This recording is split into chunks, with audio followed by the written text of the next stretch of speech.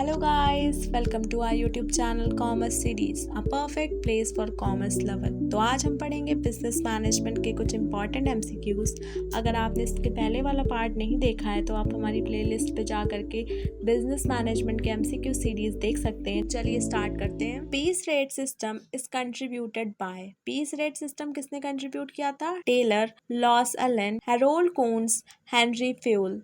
तो इसका right answer जो है हमारा वो है Taylor. Next, principle of management was contributed by. तो प्रिंसिपल ऑफ मैनेजमेंट हमारा किसने दिया था? इसके ऑप्शंस है Leland Gilbert, Henry Fayol, Mary packet, Elton Mayo. तो इसका हमारा राइट आंसर जो है वो है हेनरी फ्यूल। देखिए आपको इन सबके नाम बहुत ही इंपॉर्टेंट है हमारे एग्जाम पॉइंट ऑफ व्यू से, तो ये सारे नाम आपको बहुत अच्छे से लर्न करने हैं कि किसने कौन सा मैनेजमेंट दिया था या किसने कौन सा सिस्टम दिया था। तो ये बहुत ही इंपॉर्टेंट है और ये ज्यादातर एग्जाम्स में पूछे जाने वाले क्वेश्चन है। Next, dash is an obligation to perform certain function and achieve certain results. Decentralisation, centralisation. इसका हमारा राइट आंसर जो है वो है responsibility. Next, the chain of command from the highest authority to the lowest level in the organization is। options है हमारे unity of command, centralization, unity of direction, scalar chain। तो जो हमारी highest authority से lower level तक की organization में chain काम करती है, जैसे सबसे पहले हमारे manager, फिर subordinates, जो हमारी पूरी chain होती है higher level से lower level की तरफ decreasing order में, इस chain को हम लोग क्या बोलते हैं? ये chain होती है हमारी scalar chain। इसका right answer जो है वो है scalar chain। and identified group of people contributing their efforts towards the attainment of goals is called an business management organization या department। अब वो identified group of people को क्या बोलते हैं? जो किसी भी गोल को पूरा करने के लिए अपने efforts दिखाते हैं। हमारे जो options दिए गए हैं वो बहुत ही confusing दिए गए हैं इसमें, तो जो main word हमें सबसे suitable word इसमें देखना है, तो suitable word हमारे कौन सा है? Organization।